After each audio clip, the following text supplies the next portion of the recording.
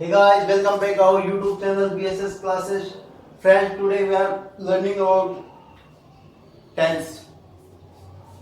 देखिए, अपन ने इससे पहले इंग्लिश के अपन ने तीन टॉपिक पे अपन ने चर्चा की थी। पहला टॉपिक अपन ने पढ़ा था नाउन, उसके बाद अपन ने पढ़ा था प्रोनाउन और उसके बाद अपन ने पढ़े थे एडजेक्टिव। इसी श्रृंखला को आगे बढ़ाते हुए आज अपन जिस टॉपिक पे चर्चा करने जा रहे हैं वो है टेंस, जो कि बच्चों को बहुत ही डिफिकल्ट लगता है ये टॉपिक टेंस।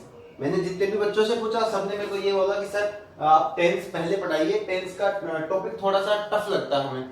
बच्चों में आपको टेंस इस प्रकार से पढ़ाऊंगा कि मतलब आपको याद नहीं करना पड़ेगा, केवल आपको देखते ही आपको पता लग जाए कि किस टेंस का वाक्य और कैसे ये बनेंगे वाक्य। ठीक है, बात करते हैं अपन टेंस की। तो टेंस का मतलब क्या होता है, पहले अपन ये देखेंगे कि टेंस का क्या मतलब होता है। देखिए, टेंस का मतलब होता है काल। क्या मतलब होता है टेंस का? काल। काल यानी समय। काल यानी क्या होता है? समय।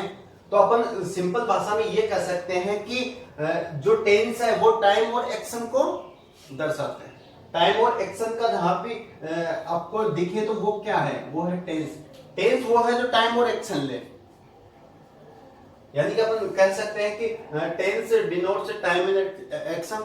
अब वो टाइम चाहे प्रेजेंट का हो सकता है, फ्यूचर का हो सकता है या फिर पास्ट का हो सकता है। ठीक है, तो इसकी परिभाषा अपन लिख सकते हैं कि इट डिनोट्स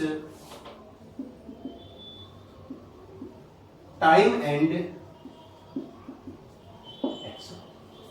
ठीक है बच्चों,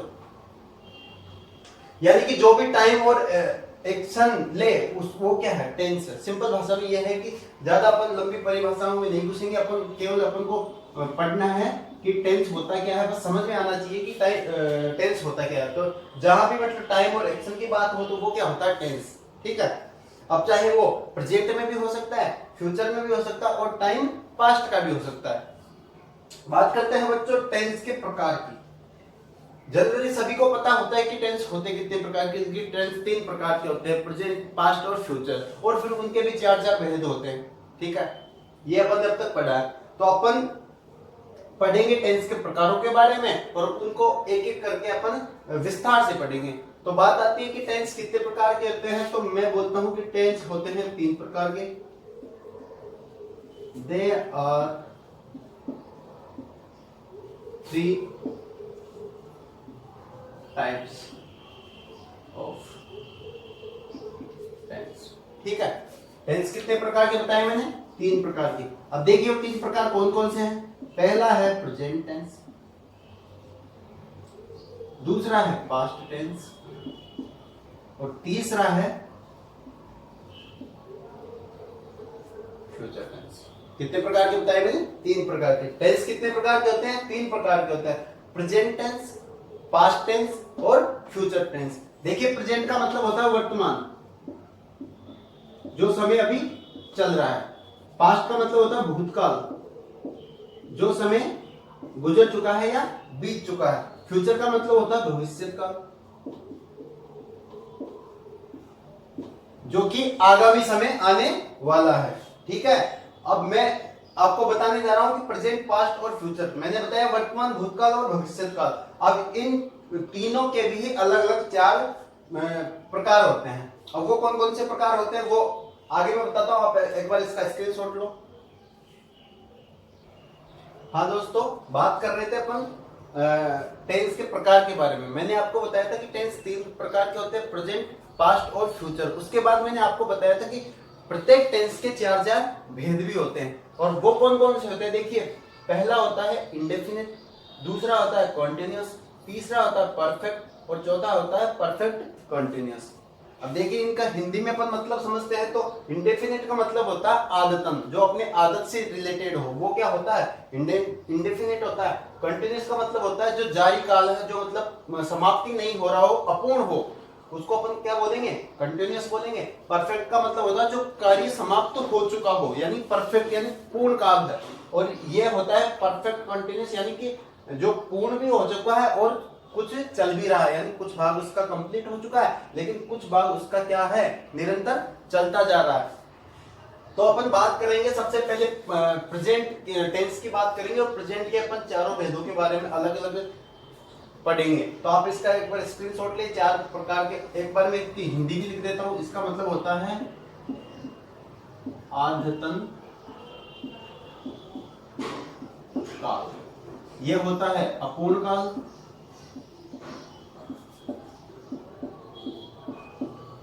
परफेक्ट होता है पूर्ण काल,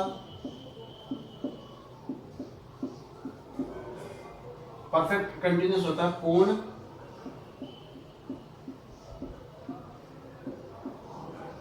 अपूर्ण काल। ठीक है बच्चों, स्क्रीनशॉट लो आप इसका। हाँ तो दोस्तों बात करते हैं अपन प्रेजेंट इंडेफिनिट के बारे में।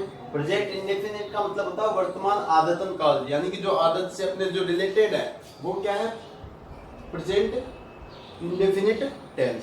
ठीक है, आइए देखते हैं कि प्रेजेंट इंडेफिनिट होता क्या है।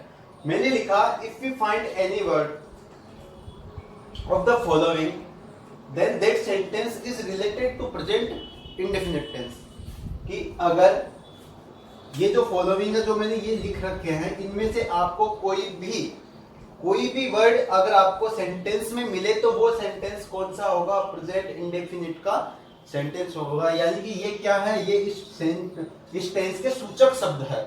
ये जब भी किसी वाक्य में आपको दिख जाए तो वहां पे हमेशा कौन सा होगा, प्रेजेंट इंडेफिनिट टेंस होगा। If you find any word, यानी कि इन जो मैंने लिख रखे इन फॉलोइंग में से कोई सा भी अगर सेंटेंस में दिया हो तो ये सेंटेंस किससे रिलेटेड होगा, ये रिलेटेड होगा प्रेजेंट इंडेफिनिट टेंस से। आई बात समझ में? आप इसको उतारे एक बार, फिर मैं इसके आपको एग्जांपल बताऊंगा, और ये आप सूचक शब्द जरूर उतारिए, इससे पता चलेगा कि ये सेंटेंस किससे रिलेटेड है। आप उतार इसको एक बार। हाँ दोस्तों, बात चल रही है प्रेजेंट इंडेफिनिट टेंस की। मैंने आपको बताया कि इन फॉलोइंग जो मैंने लिख रखे हैं इनमें से कोई भी अगर आपको सेंटेंस में मिले तो वो सेंटेंस किससे रिलेटेड होता है, प्रेजेंट इंडेफिनिट से। देखिए कौन कौन से हैं। पहला है always, generally, daily, often, never, rarely, hardly, scarcely. और भी बहुत से ऐसे वर्ड हैं जो किसको डिनोट करते हैं, प्रेजेंट इंडेफिनिट को डिनोट करते हैं। देखिए एग्जांपल से समझते हैं अपन। मैंने लिखा कि he never goes to school. क्या लिखा मैंने, he never goes to school. अब ये देखिए नेवर, मैंने क्या बोला था कि जब भी इन वर्ड में से कोई सा भी अगर सेंटेंस में आपको दिखे तो वो वर्ड वो सेंटेंस कौन सा होगा, प्रेजेंट इंडेफिनिट का। देखिए यहाँ पे नेवर है तो अपन को पता लग रहा है कि ये कौन सा है, प्रेजेंट इंडेफिनिट का वाक्य है। आगे देखिए मैंने लिखा सी कुक्स फूड डेली। ये देखिए यहाँ पे आप देखिए डेली, सी कुक्स फूड डेली। अब देखिए मैंने आपको बताया था कि यहाँ ये देखिए यहाँ पे है डेली, यानी कि जब भी इन शब्दों में से कोई भी आपको सेंटेंस में दिखे तो वो कौन सा होता है, प्रेजेंट का इंडेफिनिट टेंस होता है। अब देखिए अपन प्रेजेंट इंडेफिनिट को थोड़ा विस्तार से पढ़ेंगे। आप इसको एक बार स्क्रीनशॉट ले इसका। तो दोस्तों बात कर रहे हैं अपन प्रेजेंट इंडेफिनिट की। देखिए प्रेजेंट इंडेफिनिट, इसकी अगर हिंदी पहचान की बात करें तो दोस्तों इसके अंत में ता है, ती है, ते है, ये सब बातें, लेकिन मैं आपको ये नहीं बताऊंगा क्योंकि बहुत से ऐसे भी वाक्य होते हैं जिसमें ता, ती, ते नहीं आते, लेकिन फिर भी वो किसका होता है, वो होता है प्रेजेंट इंडेफिनिट का। लेकिन आप एक बार आपके मतलब जो माइंड में रहे इसलिए आप एक बार लिख लीजिए, इसके अंत में क्या आते हैं, ता है, ती है, ते है। ये सब क्या है, इसकी हिंदी पहचान है कि हिंदी वाक्य के अंत में क्या आता है, ता है, ती है, ते है। और बात करते हैं अपन प्रेजेंट इंडेफिनिट की। तो प्रेजेंट इंडेफिनिट की अपन बात करते हैं तो देखिए प्रेजेंट इंडेफिनिट का यूज अपन कहाँ करते हैं, जब भी कोई अपन आदत से, यानी कि जो भी कोई हैबिचुअल एक्शन हो,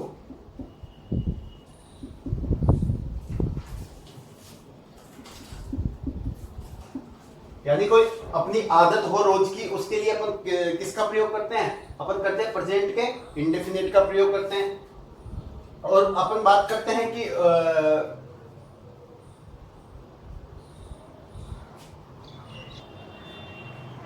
देखिए प्रेजेंट इंडेफिनिट का मैंने आपको बताया था कि हैबिचुअल एक्शन, यानी कोई भी आदत का कार्य हो उसमें किसका प्रयोग होता है, प्रेजेंट इंडेफिनिट का। फिर मैंने लिखा यूनिवर्सल ट्रूथ, जब भी कोई शाश्वत सत्य हो जो सनातन काल से चला आ रहा हो, जो हमेशा एक ही रहे, बिल्कुल समान रहे, मतलब सत्य हो बिल्कुल, उसके लिए अपन किसका प्रयोग करेंगे? प्रेजेंट इंडेफिनिट का प्रयोग करेंगे। कोई भी साइंटिफिक फैक्ट यानी कि कोई भी जो वैज्ञानिकों ने जो अवधारणाएं दी है वो हमेशा क्या आती है? प्रेजेंट इंडेफिनिट में आती है। फिर आता है, अपन बात करते हैं मैथमेटिकल फैक्ट, यानी कोई भी गणितीय संक्रियाएं होती है उसमें भी क्या होता है? प्रेजेंट इंडेफिनिट का प्रयोग होता है। और मैंने लिखा है हिस्टोरिकल एक्शन, यानी कोई भी ऐतिहासिक घटनाएं होती है, जब भी कोई अपन इतिहास से संबंधित कोई भी विषय के बारे में अपन बात करते हैं तो वो हमेशा किस में आता है? प्रेजेंट के इंडेफिनिट में। अब अपन बात करेंगे कि प्रेजेंट इंडेफिनिट में अपन वर्ब मतलब वर्ब के साथ क्या यूज करते हैं, क्या नहीं करते हैं। देखिए मैं लिखता हूं यहाँ पे जो प्रेजेंट इंडेफिनिट है, अपन उसमें जो एक वचन कर्ता होता है, जो एक वचन होता है उसके साथ अपन एस या ईएस लगाते हैं, और जो बहुवचन होता है उसके साथ एस या ईएस नहीं लगाते हैं। ठीक है, वर्ब के साथ क्या करते हैं? जब भी कोई एक वचन हो तो उसके साथ एस या ईएस लगाते हैं, और बहुवचन हो तो एस या ईएस नहीं लगाते हैं। हाँ दोस्तों, जब अपन नेगेटिव और इंटेरोगेटिव सेंटेंस बनाएंगे तो उसमें अपन हेल्पिंग वर्ड क्या यूज लेंगे? डू और डज का प्रयोग करेंगे। देखिए डू अपन प्लूरल के लिए करते हैं और डज का प्रयोग अपन सिंगुलर के लिए करेंगे। ठीक है दोस्तों, हो गई इसकी बेसिक पहचान। अब अपन इसके एग्जांपल से अपन समझेंगे कि कहाँ पे इसका यूज होता है और क्या क्या इसके फैक्ट अपन आगे देखेंगे। आप इसका स्क्रीनशॉट ले एक बार। हाँ दोस्तों, बात चल रही थी प्रेजेंट इंडेफिनिट के बारे में। देखिए मैंने आपको हिंदी पहचान बताई थी। हिंदी वाक्य के अंत में क्या आता है? ता है, ती है और ते है, ये सब हिंदी पहचान है। इंग्लिश पहचान मैंने इससे पहले बताई है। और एक मैंने आपको एक फॉर्मूला लिखा है कि प्रेजेंट इंडेफिनिट के वाक्यों में क्या आएगा? पहले सब्जेक्ट आएगा, फिर वर्ब के साथ एस या ईएस लगेगा। और एस या ईएस के बारे में मैंने आपको बताया कि जो एक वचन होता है उसके साथ एस या ईएस लगता है, और जो बहुवचन संज्ञा होती है उसके साथ एस या ईएस का प्रयोग अपन नहीं करते हैं। उसके बाद ऑब्जेक्ट, और उसके बाद जो भी वाक्य में दिया हो वो अपन लास्ट में ऐसे कैसे उतार देते हैं। देखिए मैंने यहाँ पे लिखा डॉग्स बार्क एट नाइट। मैंने आपको बताया था कि जब भी कोई आदत होती है यानी कि जो हैबिचुअल एक्शन होती है उसमें हमेशा किसका प्रयोग किया जाता है? प्रेजेंट के इंडेफिनिट का। अब यहाँ मैंने लिखा था कि डॉग्स बार्क एट नाइट, यानी कि कुत्ते क्या है? रात्रि में यानी रात में भौंकते हैं। अब उनकी आदत है, वो आदत है और वो हमेशा भोगते हैं, तो इसके लिए अपन किसका प्रयोग करेंगे? प्रेजेंट के इंडेफिनिट का। बात करती है आगे। मैंने आपको लिखा था कि मैथमेटिकल्स जो फैक्ट होते हैं उसके लिए भी हम हमेशा किसका प्रयोग करेंगे? प्रेजेंट के इंडेफिनिट का। देखिए 2 and 2 makes 4, यानी 2 और 2 हमेशा क्या होते हैं? 4 होते हैं, यह मैंने आपको बताया। ठीक है, उसके बाद में मैंने बोला कि He goes to school। अब देखिए मैंने आपको बताया था कि एक वचन के साथ हमेशा एस या एस लगता है, और बहुवचन के साथ अपन एस या एस का प्रयोग नहीं करते हैं। यहाँ पे वर्ब है गो, यहाँ ही क्या है? एक वचन है, तो इसके साथ अपन ने क्या लगा दिया? ईएस, तो ये बन जाएगा he goes to school। उसके बाद मैंने नेक्स्ट एग्जांपल लिया कि the earth revolves around the sun, यानी कि जो भी कोई यूनिवर्सल ट्रूथ, उसके बारे में अपन ने चर्चा की थी कि जो भी कोई शाश्वत सत्य होता है तो उसके लिए हमेशा अपन किसका प्रयोग करेंगे?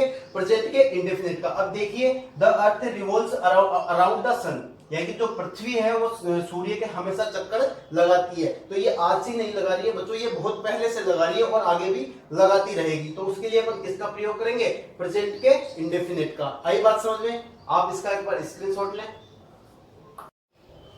हाँ दोस्तों, बात करते हैं अगले बिंदु पर। अगला है प्रेजेंट कंटिन्यूअस टेंस। देखिए प्रेजेंट कंटिन्यूअस के बारे में मैंने आपको बताया था कि कंटिन्यूअस का मतलब होता है अपूर्ण काल, यानी कि जो जारी है, लगातार जारी है, उसका अपन को पता नहीं कि वो कब खत्म होने वाला है और उसकी एंडिंग क्या है, वो अपन को जब पता नहीं हो तो वो कौन सा टेंस होता है? प्रेजेंट का कंटिन्यूअस। अब इसके बारे में अपन देखते हैं कि इसके हिंदी पहचान की अपन बात करें तो जो हिंदी वाक्य के अंत में है ना, रहा है, रही है और रहे हैं, ये शब्द आते हैं। बात करते हैं इसकी इंग्लिश पहचान की, तो मैंने लिखा we find any of the following then that sentence is related to continuous present continuous tense, यानी कि जो मैंने यहाँ पे जो ये सूचक शब्द लिख रखे हैं इनमें से अगर कोई भी सेंटेंस में आपको दिखाई दे तो वो सेंटेंस हमेशा किसका होगा? प्रेजेंट कंटिन्यूअस टेंस से रिलेटेड होगा। देखिए कौन कौन से शब्द मैंने लिखे, still, at this time, nowadays. To के मतलब टू के साथ में जब भी अपन टाइम लगाते हैं तो वो किस में आता है, अपने प्रेजेंट के कंटिन्यूअस टेंस में आता है। इसकी हिंदी पहचान मैंने आपको बता दी है कि हिंदी वाक्यों के अंत में रहा है, रही है और रहे हैं ऐसे शब्द आते हैं। आप इसकी डेफिनेशन लिखिए, आगे बताता हूं मैं इसके बारे में। अब दोस्तों आगे बात करते हैं अपन इसकी हेल्पिंग वर्ड की, कि इसके इस स्टेज में अपन हेल्पिंग वर्ड क्या यूज लेते हैं। देखिए इसकी हेल्पिंग वर्ड होती है, वो होती है इज, आर और एम।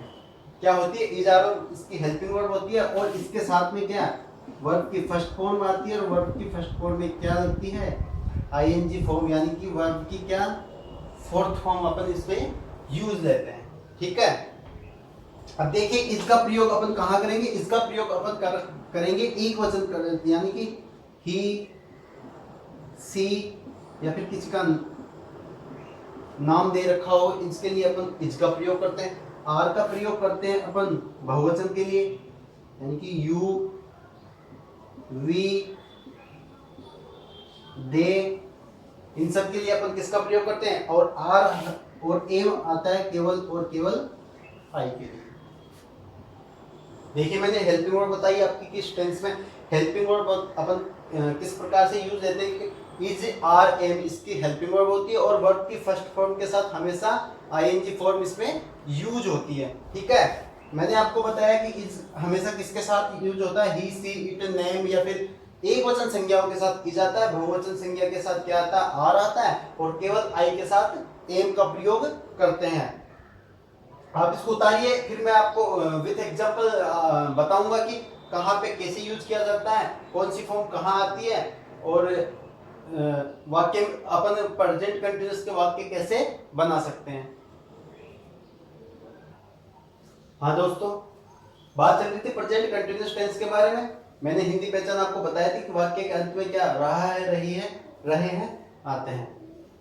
देखिए मैंने इसका फॉर्मूला लिखा कि पहले सब्जेक्ट आएगा, फिर वर्ब की फर्स्ट फॉर्म में आईएनजी आएगी, फिर ऑब्जेक्ट आएगा, फिर अदर वर्ड आएंगे जो भी वाक्य में दिया हुआ हो। मैंने लिखा ही इज स्लीपिंग नाउ। मैंने आपको सूचक शब्द बताए थे, सूचक शब्द यानी कि नाउ।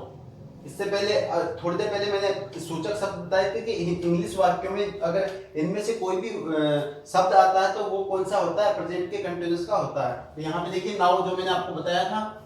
आगे देखिए I am working on my project now A days. ये देखिए ये सूचक शब्द भी किसका है, ये किसका, प्रेजेंट के कंटिन्यूअस का है। उसके बाद मैंने लिखा कि ही इज गोइंग टू।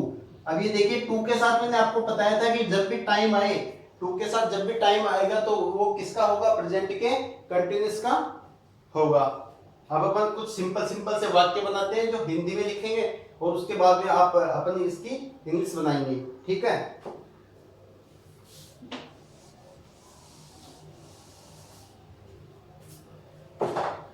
मैंने लिखा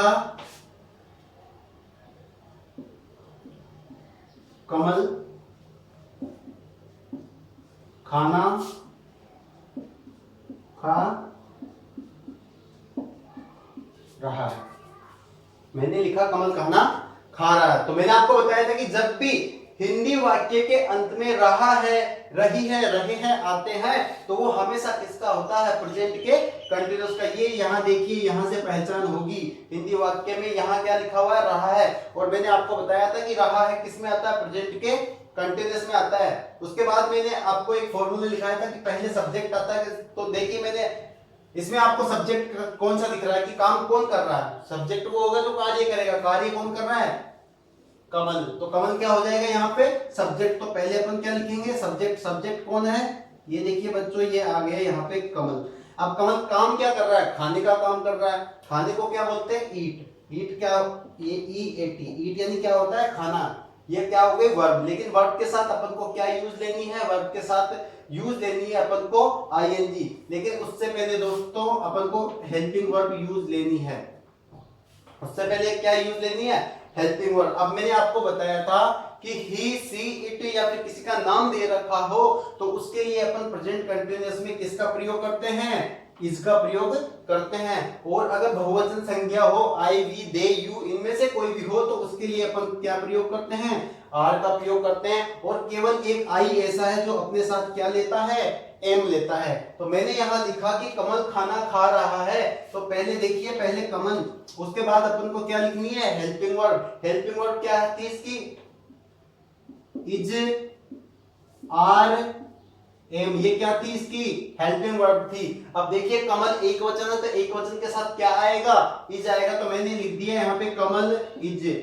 अब कमल क्या काम कर रहा है, खाने का काम कर रहा है। देखिए वर्ब आएगी, वर्ब क्या है यहाँ पे, खाना, यानी कि ईट, क्या है, ईट। लेकिन मैंने आपको बताया था कि वर्ब के साथ इसमें क्या आती है, आईएनजी फॉर्म में आती है, तो अपन क्या लगा देंगे, इसके आईएनजी लगा देंगे, तो ये क्या हो जाएगा, कमल इज ईटिंग। अब देखिए ऑब्जेक्ट क्या है यहाँ पे, ऑब्जेक्ट है खाना। खाने को अपन क्या बोलते हैं इंग्लिश में, फूड। क्या बोलते हैं, food. Kamal is eating food, यानी कि कमल खाना खा रहा। देखिए कितने सिंपल तरीके से अपन ने एक हिंदी वाक्य की इंग्लिश अपन ने बना ली। तो दोस्तों आज अपन ने बात की टेंस क्या होते हैं, टेंस के कितने प्रकार होते हैं, और टेंस के कौन कौन से भेद होते हैं। और अपन ने उन भेदों में से दो भेद अपन ने आज पढ़ लिए। पहला अपन ने पढ़ा था प्रेजेंट का इंडेफिनिट टेंस, और दूसरा अपन ने पढ़ा है प्रेजेंट का कंटिन्यूअस टेंस। प्रेजेंट के इंडेफिनिट में मैंने आपको बताया था कि हिंदी वाक्यों के अंत में ता है, ती है या ते है आते हैं। और मैंने आपको उसकी हेल्पिंग वर्ड बताई थी कि एक वचन संज्ञाओं के साथ तो अपन एसीआईएस यूज लेते हैं, और बहुवचन संज्ञाओं के साथ अपन एसीआईएस यूज नहीं लेते हैं। उसके बाद अपन ने बात की प्रेजेंट के कंटिन्यूअस के बारे में, और इसकी हेल्पिंग वर्ड मैंने आपको बताई इज, आर और एम। इसका प्रयोग अपन ने बोला कि एक वचन संज्ञाओं के साथ होता है, आर का प्रयोग होता है बहुवचन के साथ, और एम केवल आई के साथ प्रयोग होता है। और अपन ने कुछ एग्जांपल्स भी देखे। तो दोस्तों नेक्स्ट वीडियो में अपन बात करेंगे इससे अगले वाले पार्ट के बारे में। आप एक बार घर जाके वापस से एक बार इसको रिपीट कीजिएगा, आपको बिल्कुल ये पूरा समझ में आएगा। अगर फिर भी आपको कुछ ऐसा लगता है तो आप कमेंट बॉक्स में कमेंट